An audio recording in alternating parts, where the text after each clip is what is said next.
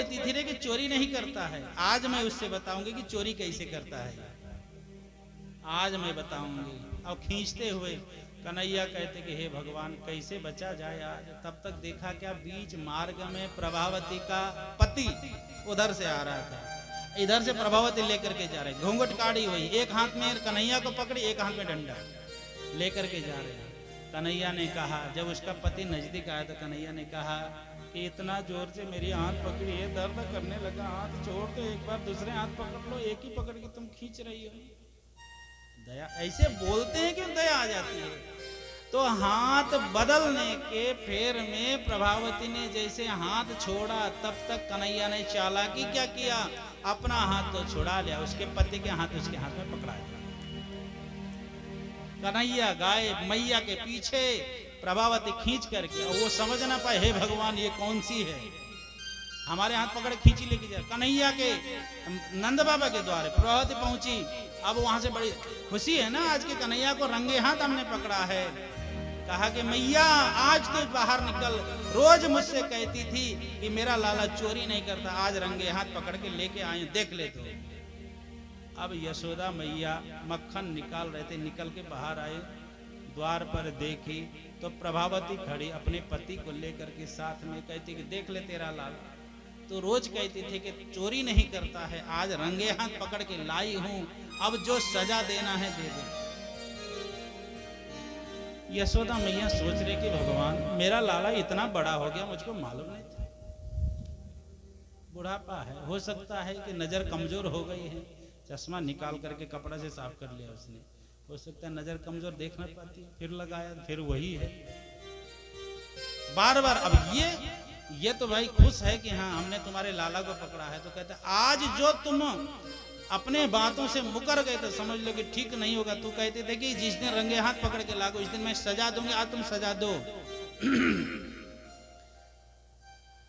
यशोदा मैया ने बड़े विनम्र भाव से कहा कि बहन एक बात बता, अभी तो होली आदि का दिन भी नहीं आया है, क्या आज तुमने सुबह सुबह भांग तो नहीं खाया है? अब बिगड़ पड़ी, कहा कि तुम मुझे भांग खाने की बात करते, आज तेरा लाला रंगे हाथ पकड़ गया तो तुम मुझे दोष लगा रहे हो मैं भांग खाई हूं? अरे लाला रंगे हाथ पकड़ के लाया, जरा इसको सजा तुम दे। कहा बहन बुरा न मानो तो एक बात कहूं का क्या? कहा जरा एक बार घूम करके अपनी घूंघट हटा करके देख तो ले कि मेरा लाला है, मेरा लाला है कि तेरा घरवाला है। अब प्रभावती घूम करके महाराज जैसे घूंघट हटा के देखती है तो कहा कि हे भगवान ये छोटा सा लाला इतना बड़ा कैसे हो गया, कैसे इतना बड़ा हो गया? हाथ छोड़ दिया उसने। कन्हैया यशोदा मैया के पीछे कहा कि ले ले ले ले, हाथ पकड़ के ले आ रही थी, ले और पकड़ हाथ। अब वो बेचारे परेशान कि आखिर इसने हाथ छुड़ाया कब, भागा कब यहां से हमारे हाथों से, क्या करूं क्या करूं? यशोदा मैया कहती है कि बहन बार बार दोषारोपण मत करो, मेरा लाला अगर आता है तो उसे खिला दो। कहा कि खिलाने की कोई बात नहीं भैया, खिलाने की कोई बात नहीं है, लेकिन उपद्रव बहुत करता है। क्या उपद्रव करता है? खाए तो ठीक है लेकिन कहीं मटकी फोड़ता है, कहीं बिथरा देता है। कन्हैया ने कहा कि तू ऐसा करता है? कहा मैया अपनी सौगंध खा के कहता हूं कि मैं कभी ऐसा नहीं करता, मैं तो इनके पास जाता ही नहीं। फिर कहा कि ये खुद मुझे बुलाती, तुम्हें ये बुलाती कहाँ मारा? जब मैं घर से निकलता हूं ना तो ये कहती है कि कन्हैया आजा मेरे पास। अरे मैया जब मैं घर से चलूं बुलावे, ये बुलाती है कहाँ? का घर में ग्वालिन मोई, मैया जब मैं घर से चलूं बुलावे, घर में ग्वालिन मोई, मैया जब मैं घर से चलूं बुलावे, घर में ग्वालिन मोई, घर में ग्वालिन मोई बुलावे, घर में ग्वालिन मोई बुलावे, घर में ग्वालिन मोई, मैया जब मैं घर से चलूं बुलावे, घर में ग्वालिन मोई, मैया जब मैं घर से चलूं बुलावे, घर में ग्वालिन मोई। कैसे? तो कहते हैं कैसे नहीं, बड़े हिसाब से, बड़े इशारे से। अचल हाथ का झारो दे के, अचल हाथ को झारो दे के, अचल हाथ को झारो दे के, अचल हाथ को झारो दे के, मीठी बोले लाला कह के, मीठी बोले लाला कह के। जानती हो माता कैसे बुलाती हैं? एक किनारे खड़ी हो जाती हैं और अपने पल्लू को हाथ के ऊपर ढक लेती हैं, धीरे से इशारा करती हैं और कहते हैं लाला आजा आजा। और जब मैं घर इनके घर जाती हूँ तो जानते हो क्या करती हैं? ये मक्खन खूब रखी हैं घर में। अब न जाने कितने दिन के, गर्मी का मौसम है, मक्खन रखा हुआ है, इनके मक्खन के मटकी में चींटी चढ़ जाती है। और चींटी वाला मक्खन कौन खरीदेगा? तो सोचती हैं कि बिकेगा है नहीं मक्खन, मक्खन जब तक स्वच्छ नहीं होगा, शुद्ध नहीं होगा, बिकेगा कैसे? तो हमसे कहते हैं कि आओ मेरे मक्खन के चींटी के तुम बिन बिन के अलग कर लो। तो करती क्या है? मटकी मेरे सामने ले आकर के मक्खन की ये रख देती हैं। धरी मगनट किया मो निकट, मक्खन की तत्काल, धरी मटकिया मो निकट, माखन की तत्काल। फिर बोली वो प्रेम से चींटी बिनोला, फिर प्रेम से कहते कि चींटी बिनो इसमें से। अच्छा फिर तुम क्या करते हो? तो कहती है कि कन्हैया कहते हैं कि मैं तो मक्खन के चींटी बिनना शुरू करता हूँ। अच्छा ये क्या करती है? तो कहा कि माता यही तो रोना है, ये खा लेती है 5 किलो पड़ जाती है। कन्हैया कह रहे हैं मैं तो या के चींटी बिनो ये निधरक रहे सो, मैं तो या के चींटी बिनो ये निधरक रहे सो। मैया जब मैं घर से चलो बुलावे, घर में ग्वालिन मोई, मैया जब मैं घर से चलो बुलावे, घर में ग्वालिन मोई, मैया जब मैं घर से चलो बुलावे, घर में ग्वालिन मोई, मैया जब मैं घर से चलो बुलावे, घर में ग्वालिन मोई। अब एक तो हमसे काम करवाती हैं, ऊपर से आपके पास आके शिकायत करती हैं। ग्वालिन कह रहे हैं कि गलत बोल रहा है। मैया कहती कि अच्छा ठीक है मान लिया कि तुमसे ये काम करवाते, तुम मक्खन से चींटी बीनते हो, लेकिन ये चोरी का नाम तुम्हारे ऊपर क्यों लग रहा है? तुम चोरी करते इसका मतलब करना ही मैया, बिल्कुल मैं चोरी नहीं करता हूँ। तो कहा ये कहती क्यों है? तो कहा हमारा यही तो रोना है, यही तो रोना है। मैं छोटा सा बालक और ये पर्वत जैसी शरीर वाली, मैं बालक ये धींगड़ी, कहा कि मैं एक छोटा सा बालक और ये इसका शरीर देखो, मैं बालक ये धींगड़ी, मैं चोर ये साह। बताओ मुझे चोर कह दिया और ये कौन से साह है? माँ इन ग्वालिन के मारे मेरा तो जीना हराम हो गया। मैया ने कहा क्यों? तो कहा कि इसने तो इतनी मेरी बदनामी करा दी है समाज में, चोर चोर कह करके, चोर कहकर इतनी बड़ी बदनामी करा दी है। मैं बालक ये धींगड़ी, मैं चोर ये साह, चोर नाम मेरो धरो, अब होने न देगी विवाह। अब तो मुझे रोना ये आ रहा है कि मेरा बिया भी नहीं होगा समाज में,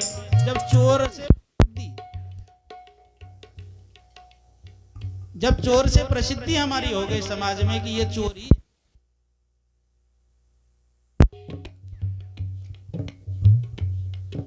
कैसे मेरा विवाह होगा, किस प्रकार से मेरा विवाह होगा, मैं क्या करूं? तो मैया कह रही है कि फिर अच्छा एक बात बताओ लाला, एक बात ये बताओ कि तुम चींटी बीनते हो इसका, तो क्यों बीनते हो? तो कहा कि माँ ये कहती है कि तुम मेरे मक्खन से चींटी अलग कर दोगे तो मैं तुम्हें मक्खन खिलाऊंगी।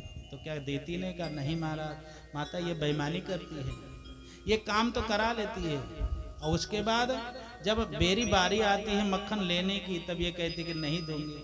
अच्छा लाला एक बात बताओ, तुम्हारे हाथ में मक्खन फिर लगा कैसे? अरे मैया पूरी बात नहीं सुनती हो तुम। चींटी बिनने में जब मक्खन मटकी में हाथ डालेंगे तो हाथ में मक्खन तो लगेगा ही लगेगा। अच्छा ये नहीं सोच पाए कन्हैया कि मुंह में कैसे लगा? पूछ सकती है, मुंह में भी तो लगा है। तो मैया ने कहा कि लाला एक बात बता, चींटी बिनने में हाथ में तो लग सकता है लेकिन तेरे मुंह में कैसे लगा? अब सोचे कि हम पकड़े गए। तो कहा मैया क्या कहूँ, बड़ी दर्दनाक कहानी मेरी है। एक तो मक्खन देने की लालसा में चींटी बिनवाती है।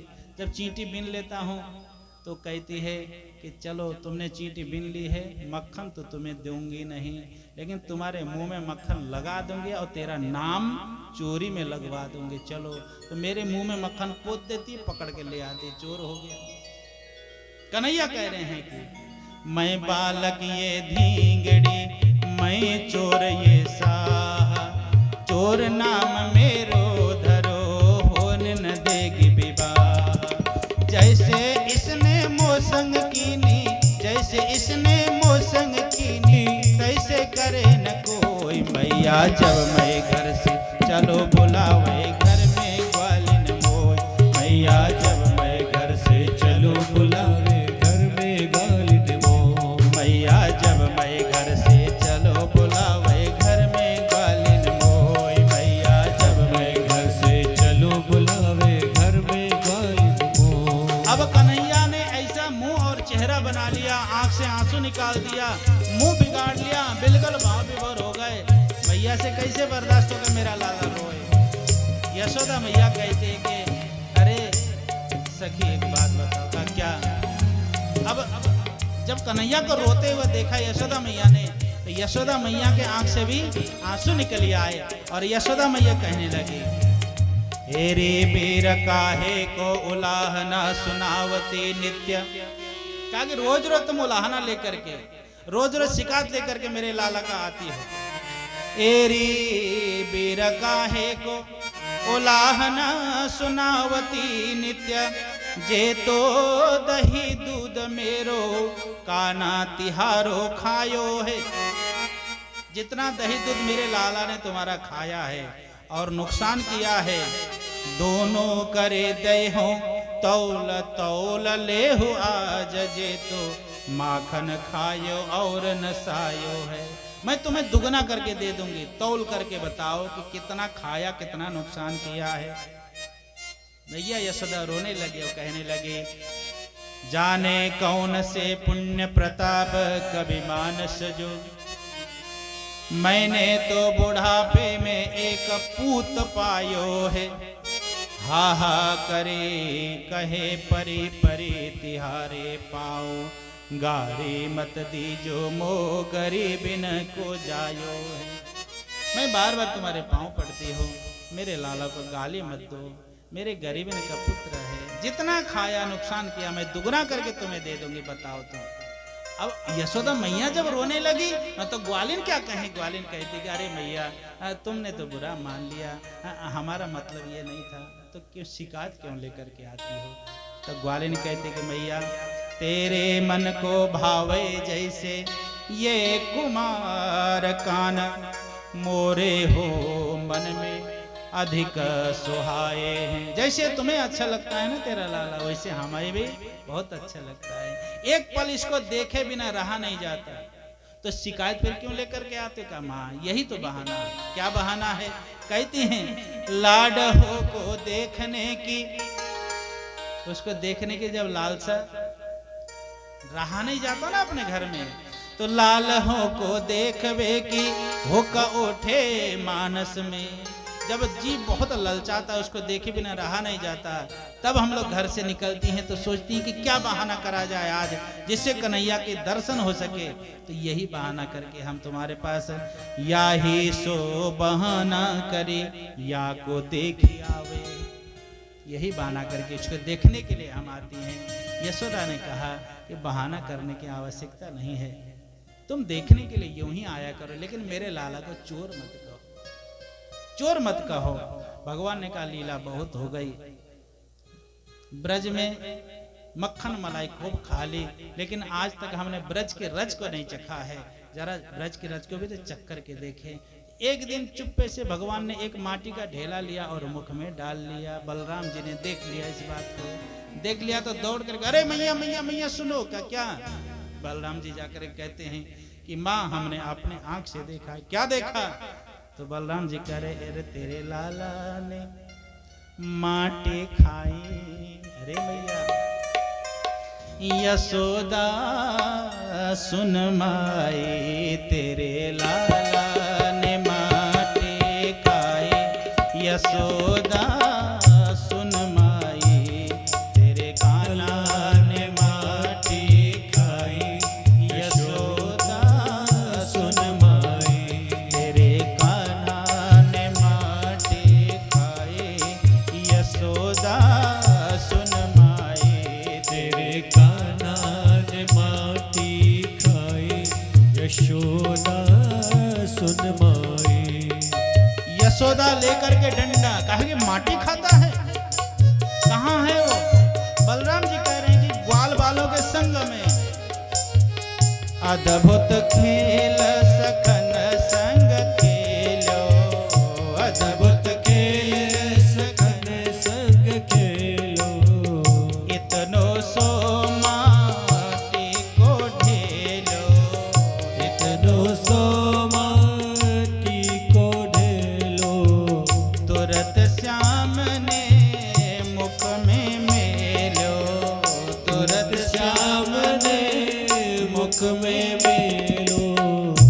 यानी गटक गटक गटकाए।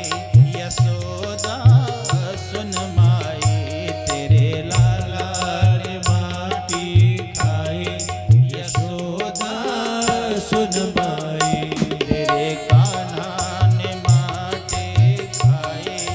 यशोदा सुन माई तेरे लाला ने माटी खाई। यशोदा सुन माई। डंडा लेकर के यशोदा मैया कान्हा के पास हाथ पकड़ लिया। लाला ये क्या कह रही है?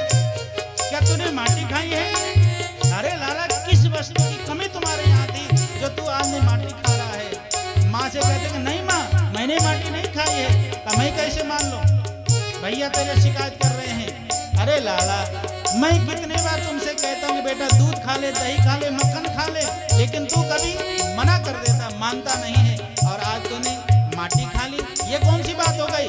लेके डंडा भय डर दिखा रही है यशोदा मैया। दूध दही को कबहु न नाटी। दूध दही को कबहु न नाटी। क्यों लाला तूने खाई माटी। क्यों लाला तूने खाई माटी। यशोदा ले समझा रही साटी। यशोदा ले समझा रही साटी। कन्हैया ने मुंह बिगाड़ लिया, कहा कि डंडा लेकर के मुझे मारने आई है। देखो जरा मेरी माँ को, क्या हुआ तेरी माँ को? कन्हैया कह रहे हैं या को नेक दया नहीं आई। यशोदा सुन माई या को नेक दया नहीं आई।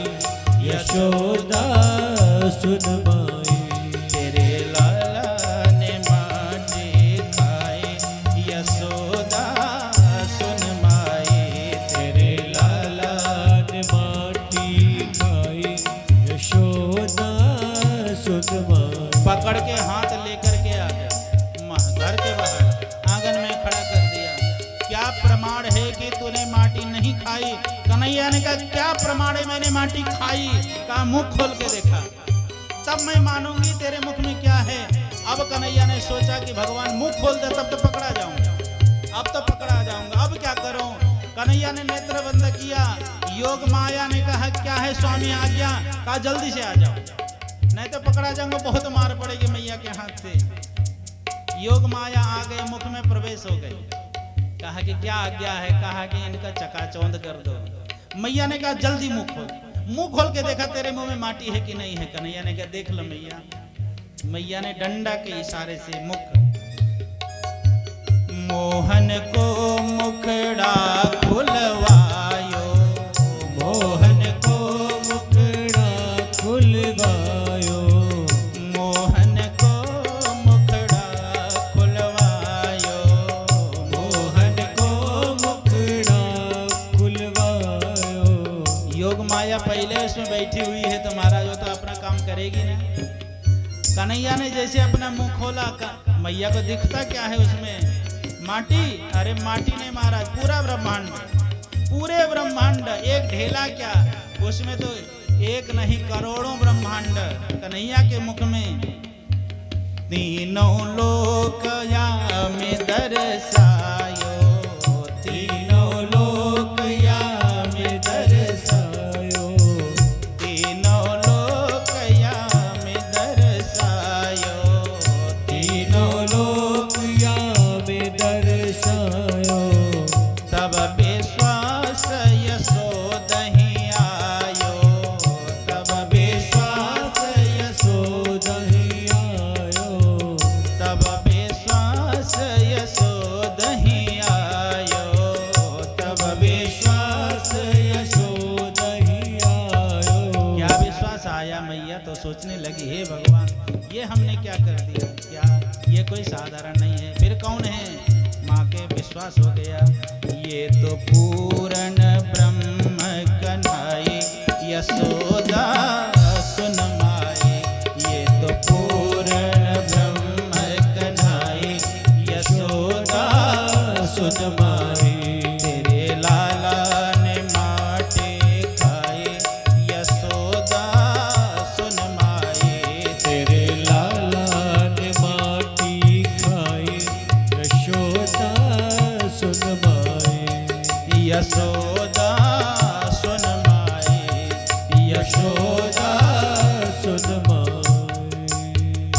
देख रही है कि हे भगवान, एक छोटे से मुख में बड़े बड़े इंद्र चंद्र गरुड़ बड़ो, ये उत्तराखंड के पहाड़ इतने बड़े बड़े पेड़ पर्वत हाथी घोड़ा ये सब कहाँ से आ गए इसके छोटे से मुंह में? बार बार आंखें पूछ रही है, बार बार पानी की छिट्टा मारती है कि कहीं मेरा दिमाग खराब, कहीं सपना तो नहीं देख रही हूँ। तब आया कि अरे ये कोई साधारण नहीं है। अस्तुति करी न जाए भय माना, जगत पिता मैं सुत करी जाना। ये जगत के पिता हैं, इनको मैंने पुत्र मान लिया। भगवान ने कहा कि माँ तुम पुत्र ही मानो, पिता मानने में घाटा है। योग माया से कहा कि जल्दी इनके दिमाग में बैठ जा, हमारे मुख से निकलो। दिमाग में जाकर के बैठे, भगवान मुस्कुराने लगे, माया हास। भगवान ने मुस्कुरा करके माया कर दिया, फिर भूल गई। कहने लगी लाला तू खड़ा मेरे सामने, क्या बात है? कहा कि मैया कुछ भी नहीं है, चलो अंदर। हाथ पकड़ के घर के अंदर फिर लेकर के गए। भगवान कौन है? भगवान कोई साधारण नहीं, शेष महेश गणेश दिनेश सुरेश ही जाहि निरंतर ध्याव। लीला कर रहे हैं ब्रज में, ग्वाल गोपियों के साथ में भगवान लीला कर रहे हैं, तो भगवान कोई साधारण थोड़ी है। लीला भगवान की ऐसी है, जाहि अनादि अनंत अखंड अछेद अभेद सुवेद बतावे। परमात्मा हमारे नारद से सुख से व्यास रटे, पची पची हारे तो पुनि पार न पावे। बड़े बड़े अमलात्मा विमलात्मा संत महात्मा उनके पार नहीं पा सकते हैं। और भगवान लीला जब करते हैं तो कैसे करते हैं? तो कहा ताहि अहीर की छोहरिया छछिया भर छाछ पे नाच नचावे। ब्रज की गोपियां उनको एक मुट्ठी छाछ के लिए नाचना चाहती हैं। ऐसे हमारे परमात्मा ब्रज की बड़ी सुंदर बाल लीला कर रहे हैं। भगवान की बाल लीला बहुत विस्तार से वर्णन है श्रीमद् भागवत में, परंतु समय का व्यतिक्रम न हो इस भाव से हम लोग बाल लीला को प्रणाम करके अब आगे चले। एक दिन यशोदा मैया ने लाला के सेवा के लिए दधि मंथन अपने हाथों से किया, अपने हाथों से दधि मंथन कर रही है। कन्हैया जाकर के मैया के गोद में बैठ गए और पूछते हैं कि मैया एक बात बताओ। कहा क्या? कहा कि तुम्हें पूत प्यारो है कि दूध प्यारो है? यशोदा मैया ने कहा कि कैसी बातें करता लाला, दूध के सामने पूत, पूत के सामने दूध, ये कैसी तो बराबरी कर रहा है? अरे कहाँ पूत और कहाँ दूध? दूध का क्या आश्चर्य तो पूत के सामने। गोद में बैठ के कन्हैया कह ही रहे थे, तब तक मैया को याद आया कि हाय भगवान, चूल्हा में दूध चढ़ाया है, सब उबल के गिर गया। कन्हैया को नीचे रख दिया, दौड़ करके गई। दौड़ के जाकर के कन्हैया ने दूध बचाने के लिए दौड़ के कन्हैया को आया क्रोध कि अभी अभी कह रहे थे कि दूध नहीं पूत प्यारो है, लेकिन अब पूत के सामने दूध प्यारा, ये तो छोड़ करके चली गई। कन्हैया उठे खड़े हो गए और कन्हैया को आया क्रोध। जितने भी पुराने पुराने दादा परदादा के जमाने के चिकने चिकने काले काले मटकी दही दूध के रखे थे, सब मटकियों का कन्हैया ने लेकर के धम धड़ाम फोड़ डाला। जब तक यशोदा लौट करके आती तब तक कन्हैया ने सारे मटके फोड़ दिया। क्रोधित हो गई यशोदा। यशोदा ने क्रोधित होकर के कहा कि लाला तूने आज बहुत गजब कर दिया है, इतने पुराने हमारे अजिया सास के समय के मटके तूने फोड़ डाला, आज तुझे नहीं छोड़ूंगी। लेके डंडा और कन्हैया आगे यशोदा पीछे, भागते भागते भागते भागते देवता आकाश से दर्शन कर रहे हैं। कहते हैं कि जिन परमात्मा के पीछे सारा ब्रह्मांड भागता है, आज मैया के भय के कारण भगवान भाग रहे हैं। धन्य है यशोदा मैया तेरी तपस्या। पकड़े गए भगवान, लेकर के आई यशोदा मैया और कहती है कि जिस उखल में चढ़ के तूने ये मटकी तोड़ी, उसी उखल में तुझे बांध दूंगी। बांधने का प्रयास करती है, लेकिन कन्हैया बांधते नहीं हैं। बहुत प्रयास किया, नहीं बांधे। 2 अंगुल रस्सी कम पड़ जाती है। प्रयत्न करके हार गई यशोदा मैया। मां भगवान ने संकेत किया कि देखो, जीव और ब्रह्मा के बीच में 2 अंगुल की दूरी है। अगर परमात्मा को पाना है 2 अंगुल मिटाना होगा, तब पा पाओगे। 2 अंगुल क्या है? तो कहा कि एक तो जीव का पुरुषार्थ और 1 अंगुल, और दूसरा अंगुल है परमात्मा की कृपा। व्यक्ति पुरुषार्थ करे तो भगवान को पाना में पुरुषार्थ खूब करे। जब तक भगवान की कृपा नहीं होती तब तक वो पा नहीं सकता। परिश्रम करे कोई कितना भी, लेकिन कृपा के बिना काम चलता नहीं। कितना परिश्रम कर ले कोई, लेकिन बिना कृपा के परमात्मा की प्राप्ति नहीं होती। यशोदा मैया ने पुरुषार्थ खूब कर लिया, लेकिन जब तक भगवान की इच्छा नहीं थी बंध नहीं सके। जब देखा कि जीव अब परिश्रम करके हार गया, थक गया, अब हम तक पहुंच नहीं सकता है, तब भगवान की कृपा हो गई। तो भगवान ने जैसे कृपा की, 2 अंगुल मिट गई, भगवान बंध गए। भगवान बंध गए। बांध करके मैया अंदर चली गई। भगवान ने सोचा कि चलो अब इसमें भी कुछ लीला कर रहे हैं। 2 अर्जुन के वृक्ष नंद बाबा के द्वार पर खड़े थे। भगवान उसके मध्य से निकल गए, उखल जाकर उसमें अटक गया। झटका लगा दे भगवान ने। अमलार्जुन, दोनों अर्जुन के वृक्ष गिर गए। उसमें से 2 दिव्य पुरुष निकल करके बाहर आ गए, भगवान की स्तुति करने लगे। भगवान ने कहा कि श्रीमान जी आप हैं कौन? अभी अभी पेड़ थे, दिव्य पुरुष हो गए, आप हैं कौन? तब उन्होंने कहा कि महाराज हम कुबेर के पुत्र हैं, नल कुंवर और मणिग्रीव। देवऋषि नारद ने हमें श्राप दिया था, हम लोग नंगा स्नान कर रहे थे अमर्यादित, तो उन्होंने श्राप दिया कि तुम जड़ बन करके अमर्यादित ढंग से स्नान कर रहे हो, इसलिए मैं तुम्हें श्राप देता हूं, तुम वृक्ष हो जाओ, जड़ हो जाओ। हमने जब प्रार्थना किया तब कहा था कि भगवान की कृपा होगी, उनका आशीर्वाद होगा, भगवान जब आकर के दर्शन देंगे तुम्हारा कल्याण हो जाएगा। तो वही आज हमारा कल्याण हुआ आपकी कृपा के द्वारा। हम जा रहे हैं, स्तुति करके भगवान के चले गए। नंद बाबा बड़े दुखी। नंद बाबा ने कहा कि अब हमको यहाँ नहीं रहना है। क्यों नहीं रहना है? तो कहा कि जब से लाला हुआ तब से कोई ना कोई अमंगल होता जा रहा है, अब हमें यहाँ नहीं रुकना, हम यहाँ से कहीं अंत चलेंगे। कहाँ जाओगे? तो नंद बाबा के भाई सुनंदा आकर के कहे कि महाराज रहने के लिए जगह तो बहुत सारे हैं, यहाँ ब्रज में वन बहुत है, वृंदावन, तालवन, बेलवन, निधिवन, कामवन, भांडेरवन, मधुवन, बहुत सारे वन हैं, लेकिन सबसे सुंदर, सबसे अच्छा, सबसे रमणीक अगर कोई वन है तो वह है वृंदावन। सब लोग मिलकर के वृंदावन चलो। प्रेम की पिपासा देख देख निज प्रेमियों की, प्रेम का समुद्र सीमा तोड़ के बहाया है। भावुक रसीले जन निराश न होवे, अब कामना की पूर्ति हेतु कल्पतरु लगाया है। चिंतामणि गठित चारों चादर बिछाए, जहां भांति प्रतिभांति कुंज कुंज से सजाया है। भारत को भूषण तिलक 3 लोकों का, भक्त के बास है तो वृंदावन बनाया है। भक्तन के बास है तो वृंदावन बनाया। उस वृंदावन के धाम पे चलो जहां पर ब्रज की सुंदर लीला भगवान करेंगे। आइए चलो रे मन श्री वृंदावन धाम, चलो रे मन श्री वृंदावन धाम। रटेंगे राधे जी का नाम, मिलेंगे कुंज बिहारी, ओढ़ के कांवर कारे। मिलेंगे कुंज बिहारी, ओढ़ के कांवर कारी।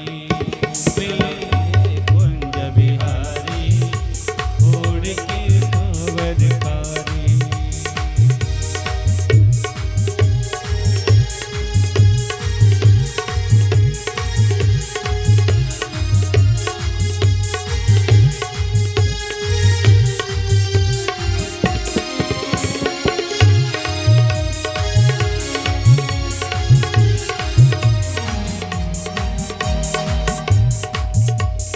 प्रातः हम उठकर जमुना दे जाएंगे, कर स्नान जीवन सफल बनाएंगे। प्रातःकाल उठ हम जमुना दे जाएंगे, कर स्नान जीवन सफल बनाएंगे। मेरे पूर्ण होंगे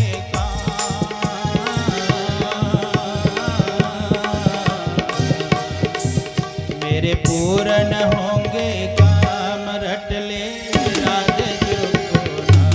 मिलेंगे कुंज बिहारी, ओढ़ के कांवर कारे। ओ मिलेंगे कुंज बिहारी, ओढ़ के कांवर कारी।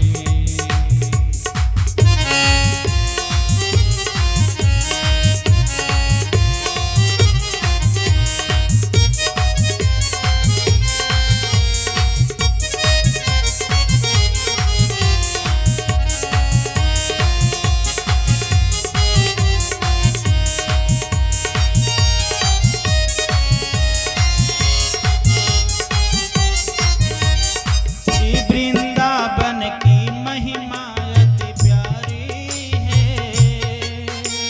कैलन की सरकार राधे जो प्यारी है। श्री वृंदावन की महिमा अति न्यारी है,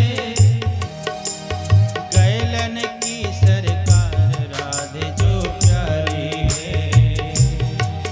फिर भटके खामा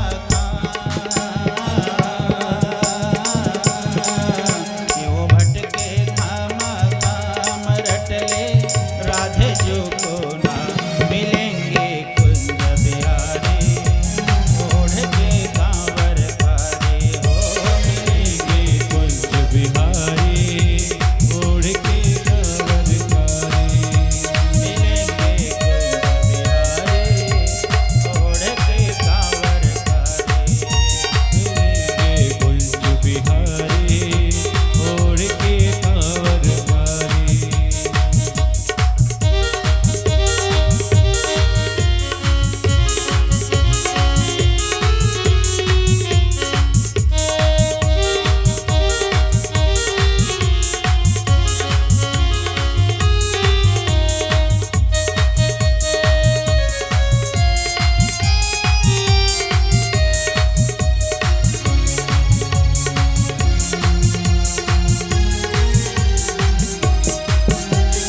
वृंदावन वनम वृंदावनम नाम पयस्यन् नवकाननम, गोप गोपी गवा सेव्यम पुण्याद्रि तृणबीरुधम।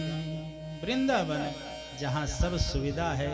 भगवान हमारे 4 वर्ष के अब हो गए हैं, कन्हैया 4 वर्ष के हो गए हैं। इतने में नंद बाबा कन्हैया को लेकर के वृंदावन पहुंचे। कन्हैया ने जिद कर दिया हम बछड़ा चढ़ाएंगे। बछड़ा चराने के लिए कन्हैया सबसे पहले जाते हैं। तो बछड़ा चराने के लिए जब जाते हैं, छोटे छोटे ग्वाल वालों के साथ में कन्हैया छोटे छोटे गैया, छोटे छोटे ग्वाल। कन्हैया अरे छोटो सो मेरो मदन गोपाल। चल पड़े।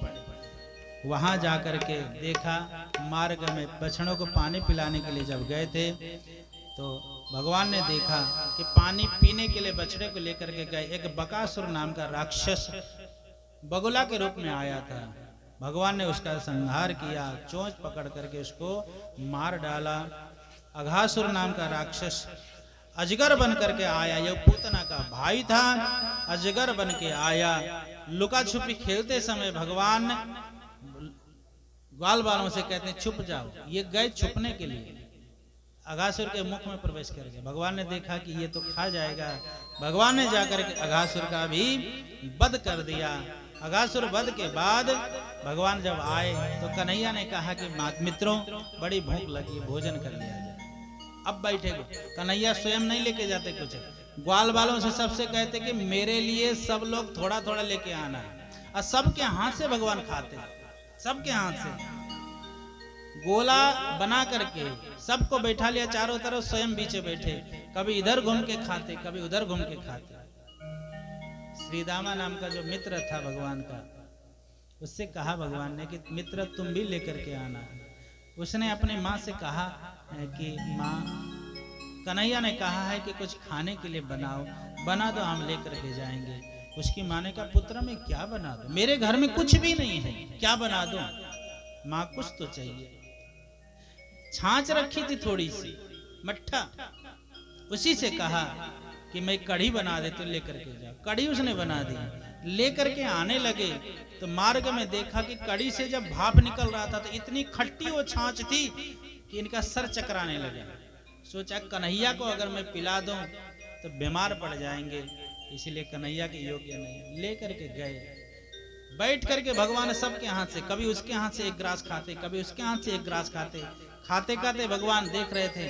श्रीदामा से कहा कि मित्र तुम क्या लेकर के आए, तुम भी तो खिलाओ। तो श्रीदामा ने कहा मैं तो कुछ नहीं लाया। अरे लाए कैसे ना, छुपा के रखो, खिलाओ जल्दी से। अब इसने सोचा कि कन्हैया जिद करेंगे, छीन लेंगे, खा लेंगे तो बीमार पड़ जाएंगे, कन्हैया खा लें उससे पहले मैं स्वयं इसको पी जाता हूं ताकि उनको न मिले। खड़े हो गए और उठा करके लुटिया स्वयं पीने लगे। कन्हैया ने झपटा तो छीना झपटी में कुछ तो मुंह में चला गया, कुछ धरती पे गिर गया, कुछ उनके कपड़ों में गिरा। कन्हैया ने कहा मित्र तुमने बड़ा धोखा किया मेरे साथ, मुझे बिना खिलाए स्वयं खा लिए।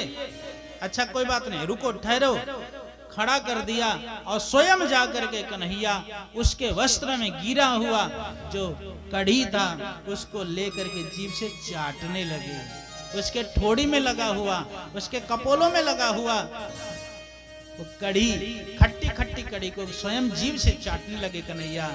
पितामह ब्रह्मा ऊपर से देख रहे थे। पितामह ब्रह्मा ने देखा तो मत्था ठोका, चार सिर वाले हैं ना, चारों सिर चकरा गए उनके। कहा हे भगवान, ये कोई भगवान है? आज एक ग्वाला के मुख से निकला हुआ जूठी कड़ी को जीभ लगा करके चाट रहे हैं, ये भगवान हो नहीं सकते। मैं बिना परीक्षा किए जाने नहीं दूंगा, बिना परीक्षा के मैं मानूंगा नहीं कि भगवान है। परीक्षण करने के लिए ब्रह्मा जी आए, लेकिन महाराज परीक्षण क्या करते, स्वयं चक्कर में पड़ गए ब्रह्मा जी। ग्वाल वालों को चुरा के ले गए, बछड़ों को चुरा के ले गए। 1 वर्ष तक ब्रह्मा जी ने अपने पास रखा, लेकिन भगवान आप कल्पना करो जब पूरे बछड़े चरे गए, चुरा के ले गए और ग्वाल बाल भी चुरा के ले गए, तो बछड़ों के सींग, पूंछ, नाक, कान, आंत, पेट, सब बाल तक भगवान बने। बने कि नहीं बने? बछड़े जब बने तो सब कुछ भगवान ही बने। और ग्वाल बाल किसी की टूटी चप्पल रही होगी, किसी की फूटी लकुटी रही होगी, किसी के फटी सी कुर्ता रही होगी, किसी की गंदी सी पगड़ी रही होगी, वो सारे रूप परमात्मा ने अपना बना लिया। जितने ग्वाल बाल थे स्वयं भगवान बने, जितने बछड़े थे स्वयं भगवान बने। और 1 वर्ष तक भगवान लीला ऐसे ही करते रहे, इसी तरह लीला करते रहे, सबको आनंद प्रदान करते रहे। 1 वर्ष के बाद ब्रह्मा जी ने सोचा कि चल करके देखूं तो सही कि क्या लीला चल रहा है। आकर के देखा ब्रह्मा जी ने तो देखा कि जैसे के तैसे, जो पहले चल रहा था वही आज भी चल रहा है। ब्रह्मा जी को समझ में आ गया कि हमने गलत जगह पे हाथ लगा दिया। आके चरणों में गिरे, क्षमा मांगने लगे, मस्तक रख दिया चरणों में और कहा कि हे प्रभु हमसे अपराध हो गए, क्षमा करो। 40 श्लोकों में स्तुति की ही ब्रह्मा जी ने। भगवान ने मुड़ करके नहीं देखा ब्रह्मा जी की तरफ। भगवान कहते हैं ब्रह्मा तुमने किया तो सही, लेकिन बहुत बड़ा गलती तुमने किया है। परीक्षा लेना भी था तो किसी और तरह से लिए होते। तुमने तो मेरे मित्रों को मुझसे वियोग करा दिया, बिछो करा दिया, अलग कर दिया है। मैं तुम्हें कभी क्षमा नहीं कर सकता। ब्रह्मा जी 40 श्लोकों में स्तुति करके चले गए। इधर भगवान अब वापस आए हैं, सबको वापस कर दिया। कार्तिक महीना शुक्ल पक्ष अष्टमी तिथि गोपाष्टमी। गोपाष्टमी को भगवान ने कहा कि अब बछड़ों के चराना कार्यक्रम स्थगित करके हम गैया चराने जाएंगे। बढ़िया सुंदर मुहूर्त गोपाष्टमी के निकाल करके गैया चराने के लिए भगवान चले जाते हैं वन में ग्वाल वालों के साथ में। धेनुकासुर नाम का राक्षस ताड़ वन में रहता था। ग्वाल वालों ने कहा कि धेनुकासुर नाम का राक्षस है, ताड़ वन में रहता है। घास बहुत सुंदर वहां गौ के लिए, लेकिन गधा के रूप में रहता है, किसी को जाने नहीं देता। जो जाता लात मार मार के सबको मार डालता है। बलराम जी ने कहा कि अभी हम बताते हैं, अभी हम बताते हैं इस गधे को। तो जा करके पकड़ा, कान उठा के पटक दिया, एक ही बार में गोविंदाय नमो नमो हो गया। हल्ला मच गया। बलराम जी ने गधा मारा, बलराम जी ने गधा को मारा। बलराम जी की बड़ी हंसी हो गई। बलराम जी ने कहा कान्हा तू मेरी बदनामी करता, गधा को मारा है, कल से तेरे साथ हम अलग हो जाएंगे, तेरे साथ जाएंगे ही नहीं। कन्हैया ने कहा हम यही तो चाहते थे कि तुम मेरे साथ ना आओ, क्योंकि हमको एक लीला पूर्ण करना है। कौन सा?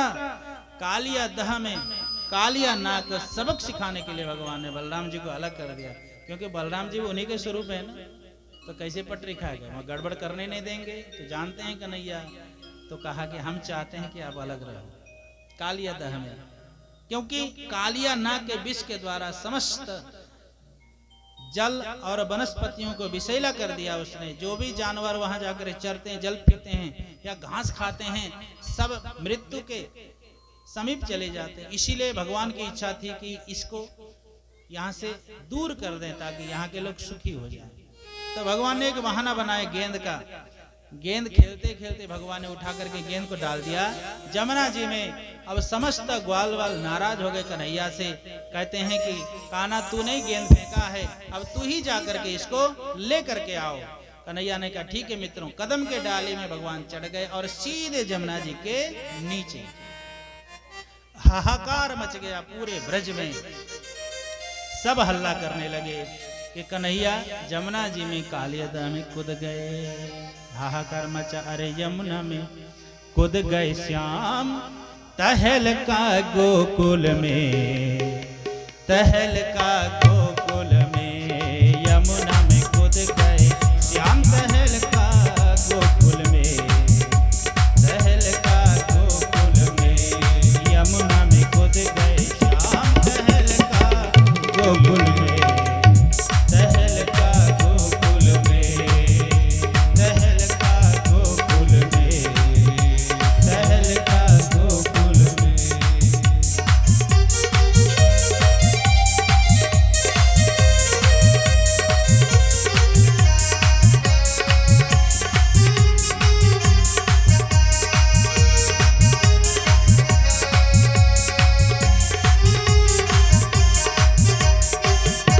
गए जब काले दह में श्री दामा जी रोए, श्री दामा जी रोए।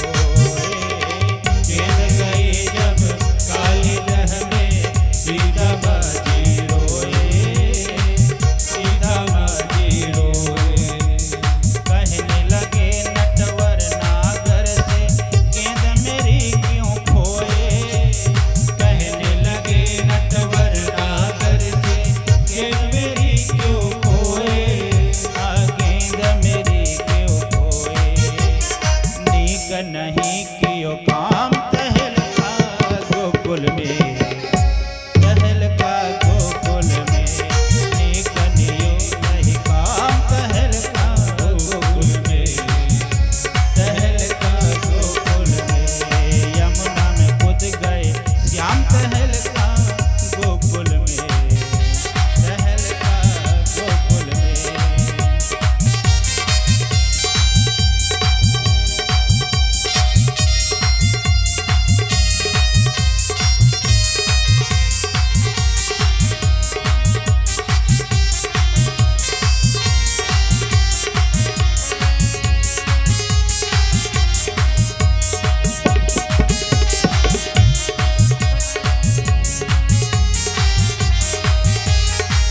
मोहन चढ़ गए कदम वृक्ष पर, घूमे डाले डाले, घूमे डाले डाले। मोहन चढ़ गए कदम वृक्ष पर, घूमे डाले डाले, घूमे डाले डाले। डर गए कहने लगे सब, लगे पीटने ताले। डर गए कहने लगे सब, लगे पीटने ताली। हाँ लगे पीटने ताली। मुस्काए घनश्याम तहलका गोकुल में, तहलका गोकुल में। यमुना में कूद गए श्याम तहलका गोकुल में, तहलका गोकुल में।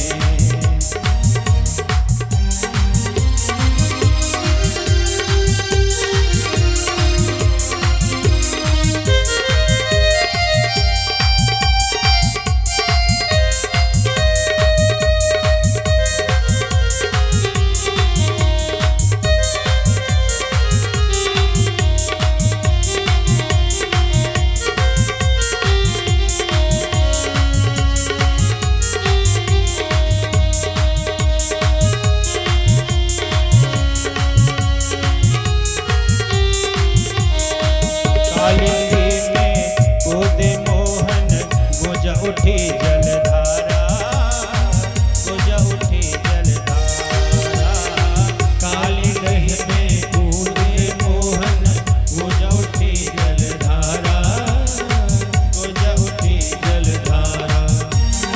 उठा कालिया बाहर निकला, काल सदृश पुकारा, काल सदृश पुकारा। ब्रज में मचा कोहराम तहलका गोकुल में, तहलका गोकुल में। ब्रज में मचा कोहराम तहलका गोकुल में, तहलका गोकुल में। यमुना में कूद गए श्याम तहलका गोकुल में, तहलका गोकुल में। अब कूद गए श्याम तहलका गोकुल में, तहलका गोकुल में।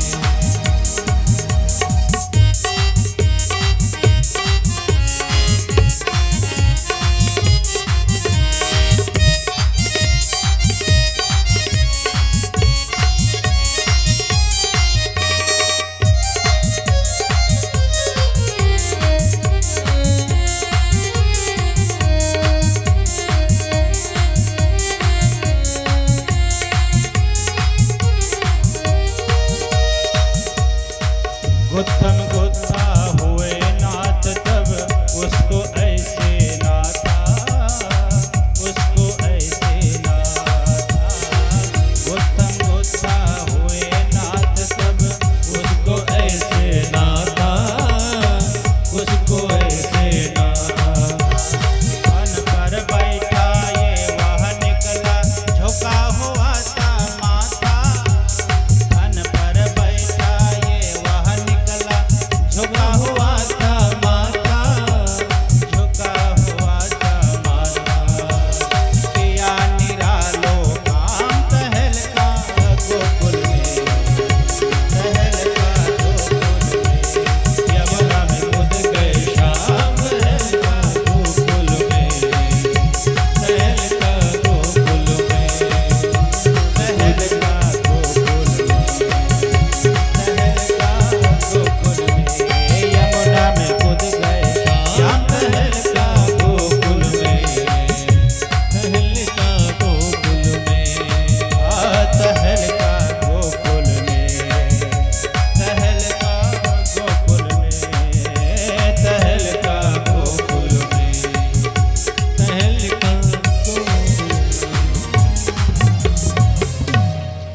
कालिया नाग के विष को समाप्त करने के लिए भगवान यमजाम ने प्रवेश किए। सीधे कालिया नाग के दह में भगवान जब पहुंचे हैं, कालिया की पत्नी दोनों आकर के हाथ जोड़ करके भगवान से कहते, तू इतना सुंदर शाम सलोना है, क्यों आया यहाँ मरने के लिए? तुम्हें नहीं मालूम है कि मेरे पति कितने बड़े विषैले, कितने क्रोधी हैं, इनकी नजर अगर पड़ेगी तो लाला तो जीवित नहीं रह सकता है। मेरी बात मान लो, यहाँ से चले जाओ। भगवान कहते हैं कि तेरे पति को मैं शिक्षा देने आया हूँ, अगर ज्यादा टेढ़ाई करेगा तो मार डालूंगा। हाथ जोड़ के कहते हैं कि लाला, जितना तू सुंदर है उतनी तेरी वाणी सुंदर है। तो भले ही मुझे गाली दे रहा है, लेकिन तेरे मुख से निकली हुई वाणी अमृत के समान लगती है। मेरी प्रार्थना मान लो, तो यहाँ चले जाओ।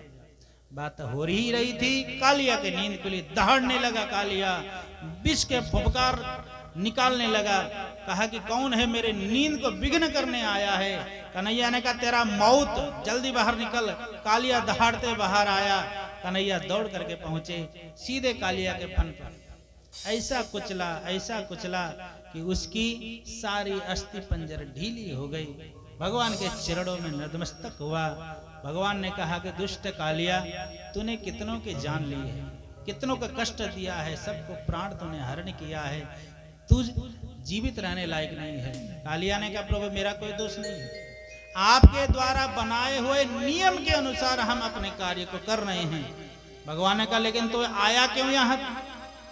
तुझे तो मैंने रमण दीप दिया था, तो यहाँ छोड़ के क्यों आया? कहा महाराज उसमें भी आपका ही दोष, मेरा कोई दोष नहीं। आपका जो वाहन गरुड़ है ना, मुझे जीने नहीं देता, अगर वहां रहता तो खा जाता कब का, इसीलिए भागी आया यहाँ। भगवान ने कहा कि जाओ, मेरे चरण चिन्ह तुम्हारे मस्तक पर हो गए हैं, अब गरुड़ कुछ भी नहीं करेगा, तुम यहाँ जल्दी से छोड़ के भाग जाओ, नहीं तो मेरे हाथों से मारा जाओगे। भगवान नृत्य करते हुए कालिया के 1000 फन पे ऊपर आ गए। सब देख करके प्रसन्न हो गए। कालिया छोड़ करके उस यमुना जी के दह से रमण जी में चला गया। समस्त विष को समाप्त करने के लिए भगवान ने अग्नि प्रकट करके पूरे जंगल को जला दिया। फिर भगवान ने स्वयं अग्नि का पान करके समन भी कर दिया आग को। रात्रि में विश्राम करते हैं सभी। दूसरे दिन सुबह जब हुआ तो भगवान को लेकर के समस्त ग्वाल बाल सहित यशोदा मैया नंद बाबा अपने महल में जाते हैं। चीर हरण की कथा सुखदेव भगवान ने राजा परीक्षित को सुनाई। उसके बाद कहते हैं कि राजन, भगवान लीला करते करते जिसको परमात्मा चाहते हैं उसी को पूजा करवाते हैं। अब आओ भक्त के ऊपर कैसे भगवान करुणा करते हैं ये कथा सुनते हैं। एक दिन की बात है, कान्हा कन्हैया जाते हैं मैया के पास। मैया से कहते हैं कि मैया एक बात बताओ, आज बहुत सारे व्यंजन बनाए जा रहे हैं, इसका कारण क्या है? मैया ने कहा लाला तो मुझे परेशान मत कर, बार बार मुझे डिस्टर्ब मत कर, मैं बना रही हूं तो जा लाला बाबा के पास, उनसे पूछो जा करके कि कारण क्यों बनाए जा रहे हैं 56 व्यंजन। कन्हैया जाते हैं बाबा के पास और कहते हैं कि बाबा एक बात बताओ, इतने सारे व्यंजन आज किस खुशी में बनाई जा रही है? तो कहते हैं नंद बाबा की लाला तुझे नहीं मालूम है, हम दीपावली के शुभ मंगल अवसर पर देवराज इंद्र की पूजा करते हैं। कन्हैया ने कहा क्यों करते हो? तो कहा कि इंद्र हमें धूप देते हैं, बारिश देते हैं, मौसम का जब हमें जिस वस्तु की आवश्यकता पड़ती है वो सब देवराज इंद्र की कृपा से हमें प्राप्त होता है। इसलिए हम साल भर में एक बड़ी पूजा उनकी करते हैं जिसमें 56 प्रकार के व्यंजन हम उनको भोग लगाते हैं। कन्हैया मुस्कुराने लगे। बाबा ने कहा क्यों मुस्कुराते हो? तो कन्हैया कहते हैं कि ये आपकी गलतफहमी है। क्यों? कन्हैया ने कहा कि बाबा आपको पता है क्या? कन्हैया तब कहते कर्मणा जायते जंतुः। कोई कहे कि कोई कुछ किसी को देता है, का नहीं बाबा, सब अपने अपने कर्म के अनुसार फल की प्राप्ति करते हैं। कर्मणा जायते जंतु कर्मणैव विलीयते, सुखम दुखम भयं क्षेमं कर्मणैवाभिपद्यते। सुख दुख जिसके जीवन में कुछ भी आता है उसके कर्म के अनुसार उसका फल की प्राप्ति होती है, क्योंकि कर्मों की है ये खेती, फल आज पा रहा है